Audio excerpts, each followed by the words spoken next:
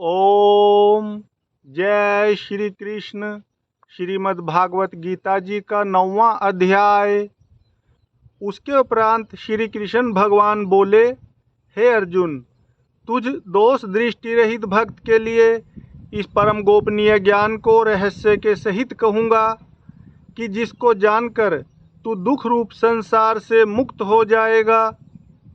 यह ज्ञान सब विद्याओं का राजा तथा सब गोपनियों का भी राजा एवं अति पवित्र, उत्तम, प्रत्यक्ष फल वाला और धर्म युक्त है। साधन करने को बड़ा सुगम और अविनाशी है।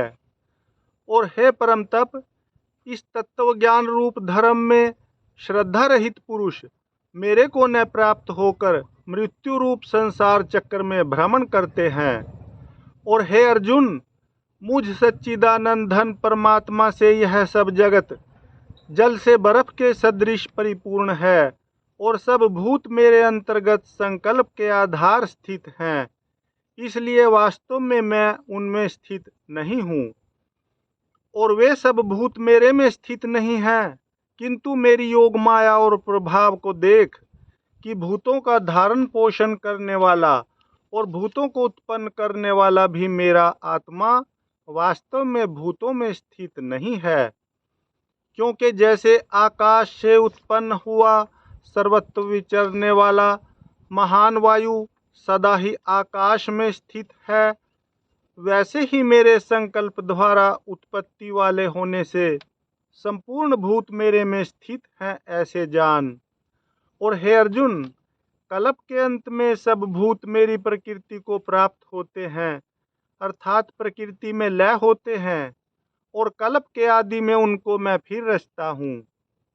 कैसे कि अपनी त्रिगुणमयी माया को अंगीकार करके स्वभाव के वश से परतंत्र हुए इस संपूर्ण भूत समुदाय को बारंबार उनके कर्मों के अनुसार रचता हूँ।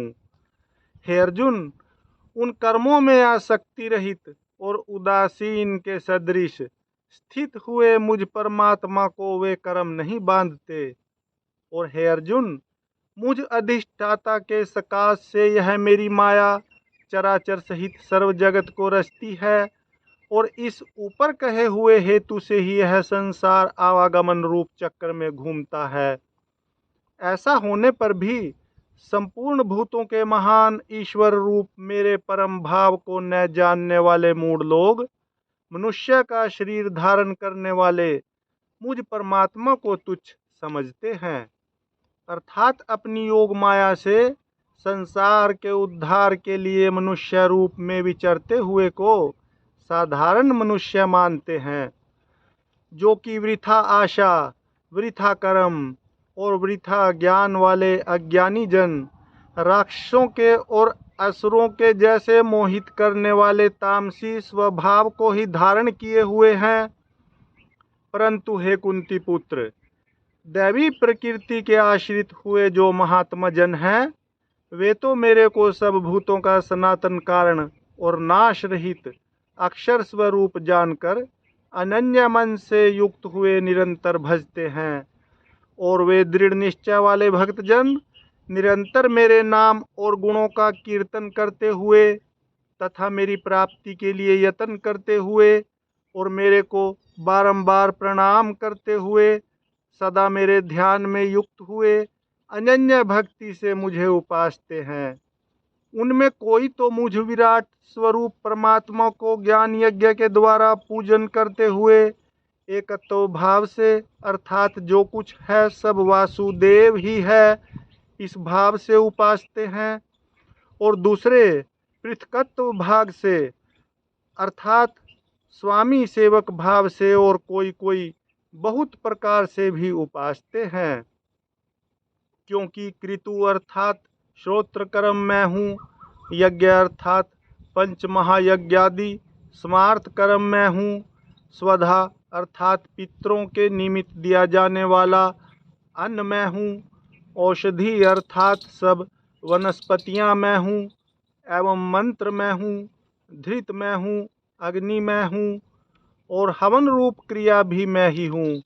और हे अर्जुन, मैं ही इस संपूर्ण जगत का धाता अर्थात धारण पोषण करने वाला एवं कर्मों को देने वाला तथा पिता माता पितामह हूँ और जानने योग्य पवित्र ओमकार तथा ऋग्वेद सामवेद और यजुर्वेद भी मैं ही हूँ। और हे अर्जुन, प्राप्त होने योग्य तथा भरण पोषण करने वाला, सबका स्वामी, शुभाशुभ का देखने वाला, सबका वासस्थान और शरण लेने योग्य तथा प्रति उपकार न चाहकर हित करने वाला और उत्पत्ति प्रलय रूप तथा सबका आधार निधान और अविनाशी कारण भी मैं हूँ। और मैं ही सूर्य रूप हुआ तपता हूँ तथा वर्षा को आकर्षण करता हूँ और बरसाता हूँ। और हे अर्जुन, मैं ही अमृत और मृत्यु एवं सत और असत भी सब कुछ मैं ही हूँ। परंतु जो तीनों वेदों में विधान किए हुए काम कर्मों को करने वाले और सोमरस को पीने वाले एवं पापों से पवित्र हुए पुरुष मेरे को यज्ञों के द्वारा पूज कर स्वर्ग की प्राप्ति को चाहते हैं, वे पुरुष अपने पुण्यों के फल रूप इंद्रलोक को प्राप्त होकर स्वर्ग में दिव्य देवताओं के भोगों को भोगते हैं। और वे उस विशाल स्वर्गलोक को भोग कर पुण्य क्षीण होने पर मृत्युलोक को प्राप्त होते हैं।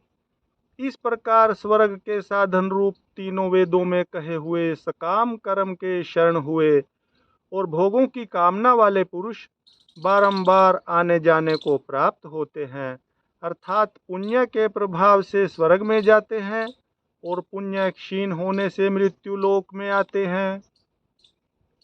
और जो अनन्य भाव से मेरे में स्थित हुए भक्तजन मुझ परमेश्वर को निरंतर चिंतन करते हुए निष्काम भाव से भजते हैं, उन नित्य एक ही भाव से मेरे में स्थिति वाले पुरुषों का योगक्षेम मैं स्वयं प्राप्त कर देता हूँ। और हे अर्जुन, यद्यपि श्रद्धा से युक्त हुए जो सकामी भक्त दूसरे देवताओं को पूजते हैं, वे भी मेरे को ही पूजते हैं, किंतु उनका वह पूजना अविधि पूर्वक है, अर्थात अज्ञान पूर्वक है। क्योंकि संपूर्ण यज्ञों का भोक्ता और स्वामी भी मैं ही हूँ, परंतु वे मुझ अधियज्ञ स्वरूप परमेश्वर को तत्व से नहीं जानते हैं, इसी से गिरते हैं, अर्थात पुनर्जन्म को प्राप्त होते हैं। कारण यह नियम है कि देवताओं को पूजने वाले देवताओं को प्राप्त होते हैं, पितरों को पूजने वाले पितरों को प्राप्त होते हैं, भूतों को पूजने वाले भूतों को प्राप्त होते हैं, और मेरे भक्त मेरे को ही प्राप्त होते हैं, इसलिए मेरे भक्तों का पुनर्जन्म नहीं होता। तथा हे अर्जुन, मेरे पूजन में यह सुगमता भी है कि पत्र पुष्प फल जल इत्यादि जो कोई भक्त मेरे लिए प्रेम से अर्पण करता है, उस शुद्ध बुद्धि निष्काम प्रेमी भक्त का प्रेम पूर्वक अर्पण किया हुआ वह पत्र पुष्प आदि में सगुण रूप से प्रकट होकर प्रीति सहित खाता हूँ। इसलिए हे अर्जुन, तू जो कुछ कर्म करता है, जो कुछ खाता है, जो कुछ हवन करता है, जो कुछ दान देता है, जो कुछ स्वधर्माचरण रूप तप करता है, वह सब मेरे अर्पण कर।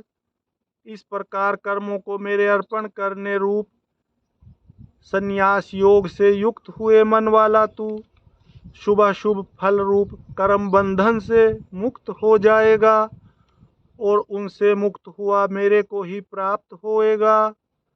यद्यपि मैं सब भूतों में स्वभाव से व्यापक हूँ, न कोई मेरा अप्रिय है और न प्रिय है, परंतु जो भक्त मेरे को प्रेम से भजते हैं, वे मेरे में और मैं भी उनमें प्रत्यक्ष प्रकट हूँ। तथा और भी मेरी भक्ति का प्रभाव सुन। यदि कोई अतिशय दुराचारी भी अनन्य भाव से मेरा भक्त हुआ मेरे को निरंतर भजता है, वह साधु ही मानने योग्य है, क्योंकि वह यथार्थ निश्चय वाला है, अर्थात उसने भली प्रकार निश्चय कर लिया है कि परमेश्वर के भजन के समान अन्य कुछ भी नहीं है। इसलिए वह शीघ्र ही धर्मात्मा हो जाता है और सदा रहने वाली परम शांति को प्राप्त होता है। हे अर्जुन, तू निश्चय पूर्वक सत्य जान कि मेरा भक्त नष्ट नहीं होता।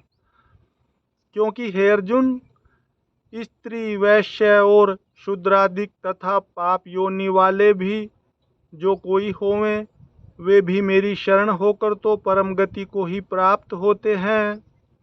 फिर क्या कहना है कि पुण्यशील ब्राह्मण जन तथा राज ऋषि भक्त जन परम गति को प्राप्त होते हैं।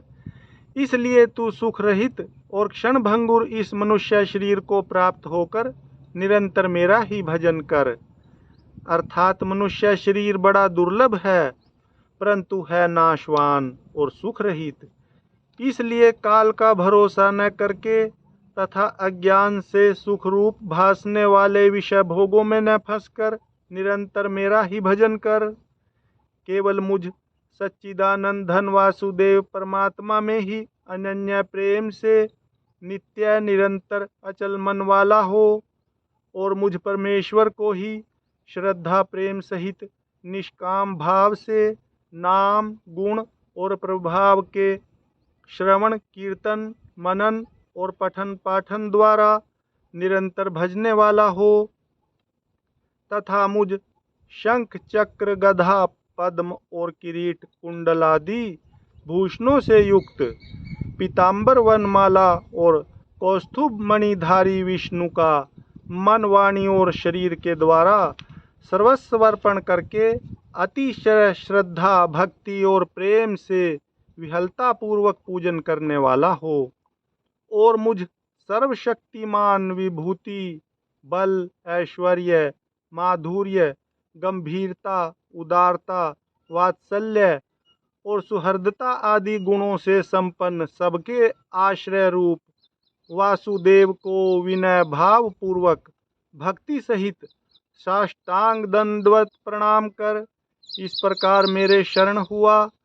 तू आत्मा को मेरे में एक ही भाव करके मेरे को ही प्राप्त होवेगा। ओम तत्सत। हरिओम तत्सत। हरिओम तत्सत। श्रीमद् भागवत गीता जी का 9वां अध्याय पूर्ण हुआ।